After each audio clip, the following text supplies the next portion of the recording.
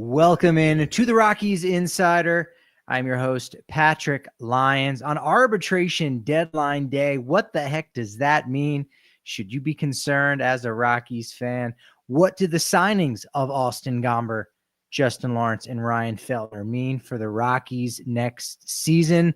More Nolan Arenado trade rumors, and Thairo Estrada is officially a Colorado Rocky. All that and a lot more.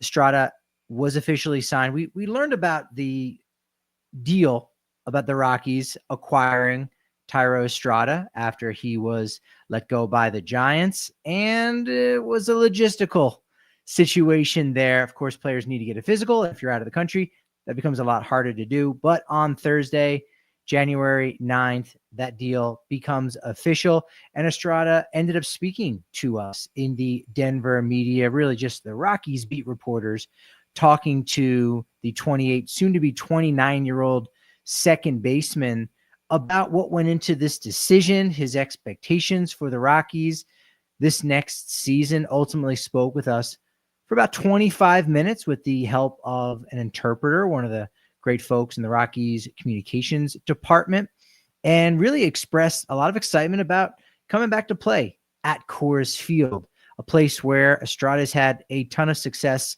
in his career, mostly with the San Francisco Giants. 348 batting average with 4 home runs and 18 RBI in 24 games against the Rockies at Coors Field. So this is a player who has performed incredibly well in Denver, that being a positive thing. He spoke a little bit about the fact that, still a young man, again, going to be 29 next month, but was a player, especially after really solid seasons in 2022 and 2023, was supposedly a cornerstone for the Giants going forward, and how in about a year's time, he was gone just like that. But in true big league fashion, he said, hey, that's just the business of baseball. That's how it goes. So it wasn't totally surprising. Reflecting back on it, I imagine it just was when you are with an organization for that long and you've had so much success. But it's amazing how just one season can go ahead and derail relationships between the player and the team and vice versa. So the Giants lost, definitely the Rockies gain with the 1-year deal that includes a mutual option for 2026. The one thing that I wanted to know most from Thairo Estrada, and I asked him, was about his thoughts on Ezequiel Tovar, another middle infielder from Venezuela. Now, Estrada is 5 years older, a little bit more than 5 years older than Ezequiel Tovar. But what did he know of Tovi, and what has he already experienced? And despite the fact that Estrada has gotten to know Herman Marquez and Antonio Senzatella a little bit better over the years, as they're also from Venezuela and have played against each other in the NL West for several years, Tovar was the first person to reach out to Thairo Estrada. 23 years old, immediately reaching out to an older player, a countryman that has been doing it for a lot longer in the majors, but Tovar reaching out to welcome Thairo Estrada to the organization. And because of that, Estrada said ultimately he is going to be a leader, someone that's going to be huge for the franchise moving forward. He responded to my question by saying, quote, he plays it the right way. He hits, he plays defense very well. He's someone that's going to be a leader. So for one guy who used to be a cornerstone to one that absolutely is a cornerstone, Thairo Estrada giving the rub, giving a little bit of a push to Ezequiel Tovar during today's presser.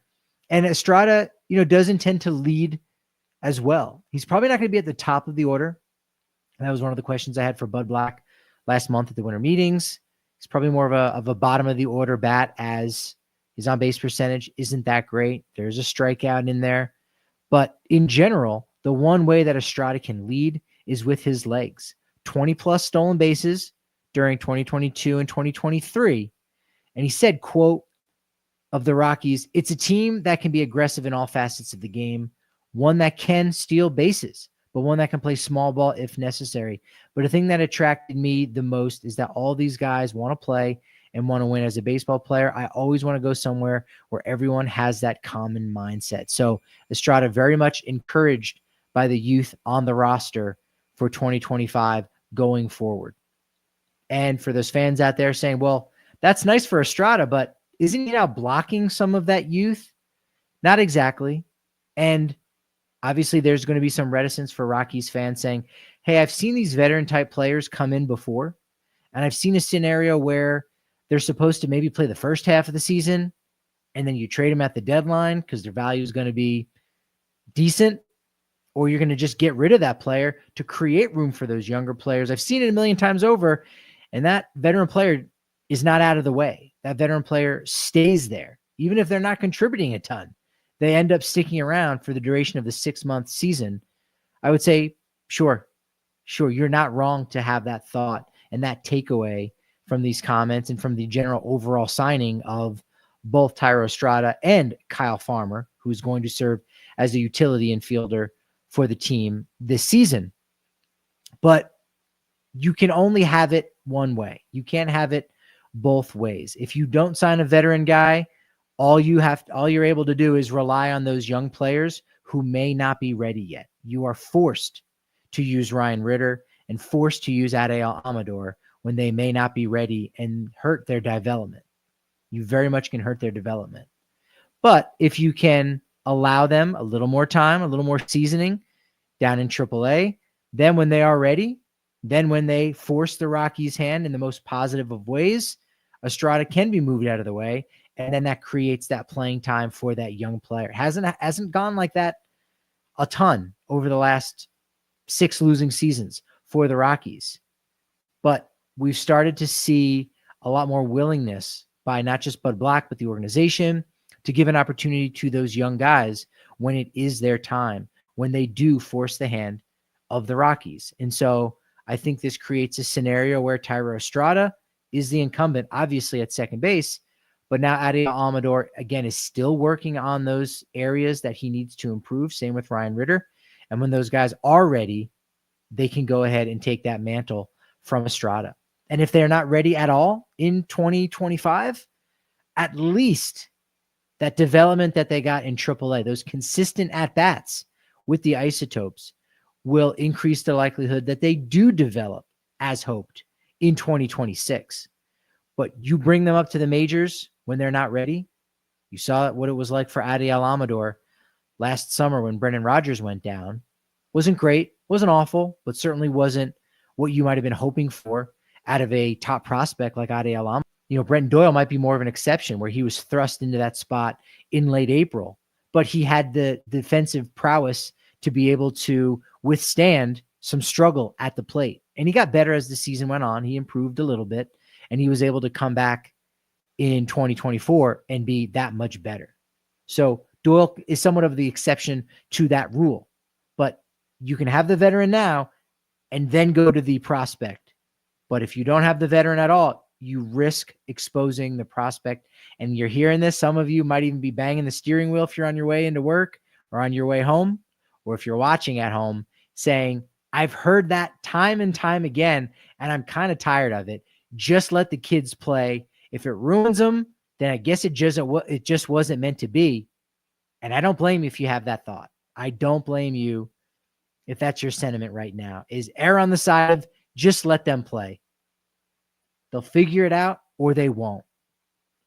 If they're just down in AAA and you think they've got more things to work on and it never comes to fruition, you never really gave them that chance, despite the fact that you might have deemed them not ready. They were just not given that chance. So I do understand that.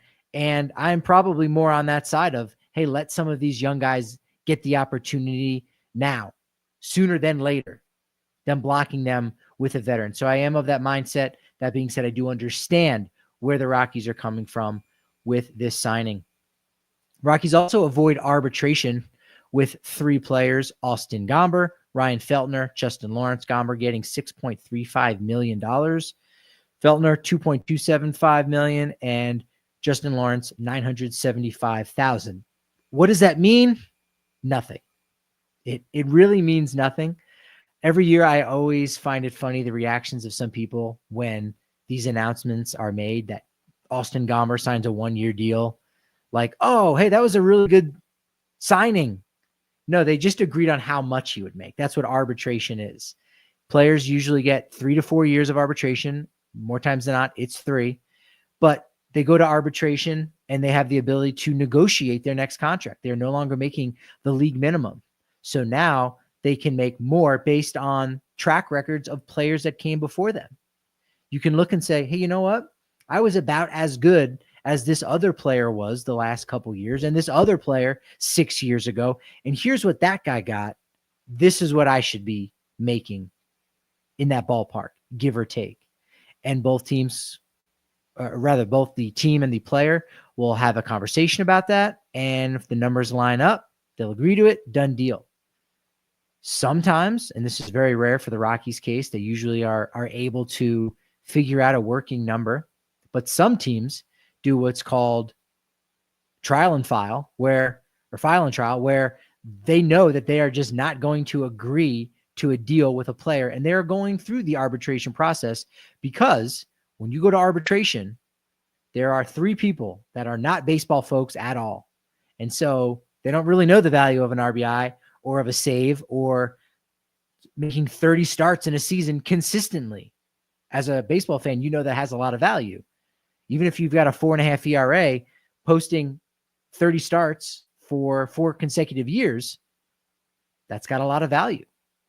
Again, if you weren't sure what teams were going to feel about John Gray and what they were going to think about him, look at the deal he was able to sign in free agency. I think Austin Gomber is setting himself up really nicely to make a good deal in free agency going forward. Tyler Anderson eventually got himself very well paid by the Los Angeles Angels. And again, that is because sometimes availability is one of the best abilities to have. So back on track with arbitration, 3 people will decide. The team will lowball and say, hey, you know what? We couldn't agree on a deal. We were somewhere around $10 million. We think this player is worth $8 million. And the player is going to come to the table with his representation, his agent, and they're going to say, well, according to comparisons to previous players, our guy is worth $12 million. Once you are at that negotiating table in arbitration, either the player is going to get $8 million or $12 million. There's no negotiating in the middle. And so some teams, trial and file, they're going to go ahead and bet on themselves to save $2 to $4 million, because they are going to get the arbiters to decide, you know what, this player is worth $8 million. And it can be a very nasty process, because you are trying to basically say, our guy isn't as good as he says he is. Here are a bunch of detractors why our player is only worth $8 million. And so you've got to make your own player look bad, essentially, in order to win that arbitration case. So it's an ugly process, and a lot of teams don't really like to do it. Rockies are one of those teams, and you don't really blame them. So what do you take away from these deals? Again, a lot of it is just a formality. We knew Austin Gomber was going to be back in 2025 before going to free agency after this season. We know that Feltner and Justin Lawrence have 3 more years in purple before they reach free agency. The only thing we could possibly take away from this is the number, the contract that they signed. For Gomber, when you look at Major League Baseball or MLB trade rumors, who do a really good job of projecting arbitration totals for players, they're usually right on the money, give or take. And sometimes there are fluctuations. So you can look and say, well, MLB trade rumors said $5.6 million was what Austin Gomber should be expected to make. The fact that he got $6.35 million from the Rockies, to me, it means nothing. Now, I've got my theories as to why he ended up getting a lot more than what MLB trade rumors projected, but ultimately none of it carries any weight or holds any water. It's just pure speculation. So Rockies and Gomber agreed to $6.35 million. And if Gomber goes out and can start another 30 games and have a mid-4 ERA, that's going to have a lot of value to a team next year in free agency. And very sad news Brian Mattis, you might have heard a couple of days ago, did pass away. Very young, 37 years old, no cause of death yet known. His last season in the majors was in 2016. Did have 11 outings in Arizona, or rather in AAA with Arizona in 2017. Didn't play in 2018. 2019, Mexican League and independent ball in the Atlantic League. But Mattis is a name that you might have seen kicked around a little bit here and there from the perspective that he was a Colorado native. He was born in Grand Junction, Colorado. I don't think he spent a lot of his life in the Centennial State before moving to the Phoenix area, graduating from high school in the Phoenix area, attended the University of San Diego, and was really remembered for some incredible work out of the bullpen. He started the year in 2012 in the rotation, converted to a reliever, and was lights out. Struck out 19 in 18 appearances, 1.35 ERA down the stretch, didn't allow a single inherited runner to score. And he did all of this with a abdominis tear that prevented him from sprinting, but not pitching. And that work in 2012 helped lead the Baltimore Orioles to their first playoff appearance in 15 years. So rest in peace to Brian Mattis and his friends and family. Nolan Arenado, his trade market hasn't necessarily taken a turn, but right now it feels less likely that the third baseman is going to be traded from the St. Louis Cardinals. The deal with the Boston Red Sox does seem to be on the table just a little bit, but it's complicated from the Red Sox standpoint. Alex Bregman, despite being a lot more costly, could be the better fit from the aspect that Bregman is willing to play second base, can play second base. That allows Devers to stay at third. That allows Tristan Casas to continue to be the first baseman and Masataka Yoshida to be the team's DH. But if Arenado gets traded from the Cards to the Red Sox, Devers is going to first base. Casas, is he going to DH? Is Masataka Yoshida now a trade candidate? They've got more quality, above average players than spots in the lineup. Seemingly a good problem, but that does not allow the Red Sox tons of leverage when it comes to turning around and then making a trade for one of those players or trading away one of those players. It's one of the things that the Dodgers did incredibly well when they went out and signed Hai-Sung Kim. They kept the leverage in the trade market by saying he's just going to be a super utility guy. He played a little bit of outfield in Korea, so he's going to play all over. And we know Chris Taylor is going to be a free agent after this year. He's a super utility guy. Oh, wait, the plan all along was to put him at second base. We just traded Gavin Lux, and we got top dollar for him. You got to maintain your leverage. So it's not out of the question. I imagine Boston's still probably working behind the scenes. Maybe it'll be some kind of 3-team trade. We'll kind of wait and see what happens with that. But some of those teams that were out last month may be jumping back in because JP Morosi is saying that Arenado has begun to take somewhat of a more open-minded approach to this, because if he's going to get traded, it may not work out to just the 6 teams that he had said that, you know what, I would lift my no trade clause for these 6. He may need to broaden that search if he does, in fact, want to win a ring, because it's not going to happen in St. Louis, seemingly in the next 3 years. Even if Arenado sticks around, St. Louis still can cut some payroll. Getting rid of Arenado is going to free up $20+ million. Well, the Cards could turn around and deal Eric Fetty, who's making about $7.5 million. They can go ahead and deal Ryan Helsley, who's set to make about $8.5, and then Steven Matz, who's making $12 million. So put that together, and you're probably saving even more money than if you just dealt Nolan Arenado. So the Cardinals still have some flexibility, as their offseason still really has yet to begin because of these Nolan Arenado trade negotiations. Jonathan in the chat asking me a question. I'm not exactly sure what your question is, but 5 starting pitchers in the rotation, yeah, that's pretty standard. But are we going to start to see a change with 6, or are we at least going to start to see a change in which teams need to have 6 quality starting pitchers going into the year? I very much think that is going to begin to be the trend. I think some teams have already started to do that the last couple years under the radar, maybe because they are larger market clubs, or maybe because one or two starting pitchers go down to injury on the IL. And now all of a sudden you've got 5 starting pitchers for 5 spots when there's 2 starters on the injured list. So you do need to have more than just that 5 in your starting rotation. Other arbitration updates: Vladimir Guerrero, record-setting deal at $28.5 million, the largest that the Blue Jays have ever handed out. Going back to what I said earlier about arbitration deadline day, is these deals are just an agreement to how much money the player is going to make. So despite the fact that Vlad Guerrero Jr. has signed this deal, rather has agreed to the terms of the contract, how much he's going to get paid, that doesn't mean that the Blue Jays and Guerrero Jr. can't still negotiate an extension. That can still happen. Frankly, I don't think that's going to play out that way, as he's so close to free agency and is probably set to make close to $500 million, more than what Ohtani got, but because he's so young, and less than what Juan Soto ended up getting. Because of that, anything less than what the open market might dictate, he's probably going to reject. But they can still have those conversations behind the scenes.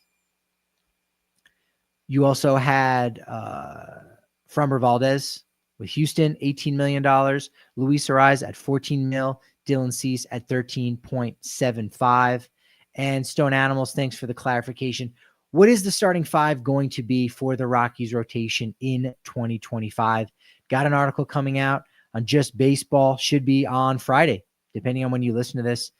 You are going to read a little bit about how strong that depth is for the Rockies rotation. Now, the injuries are going to dictate who that starting 5 is going to be.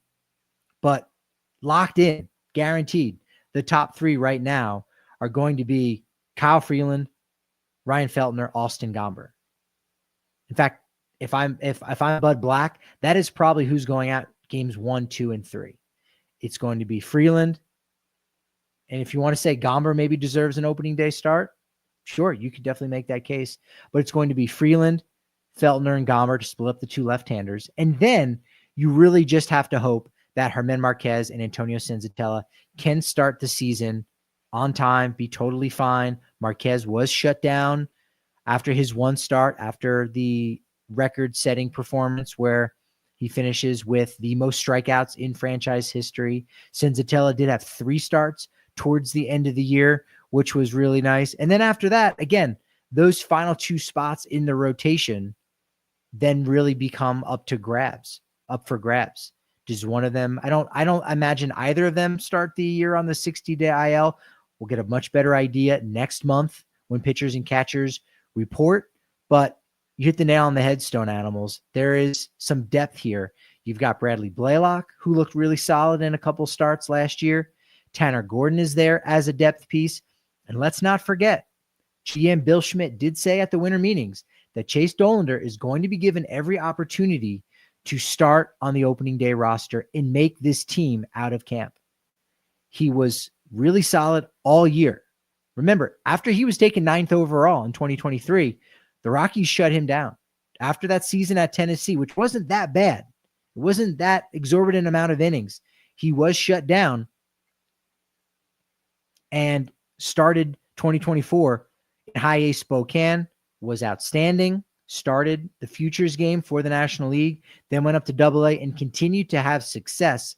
So can Dollander break that starting rotation next year? I think there's an absolute shot that could happen. Anthony Molina was originally taken in the Rule 5 draft, partially because he is a starting pitcher candidate. They protected him last year in long relief, but are we going to see him possibly make a couple starts this next season? I think that's also in the card. So a lot of depth. And I didn't even mention Carson Palmquist. Didn't even mention Sean Sullivan.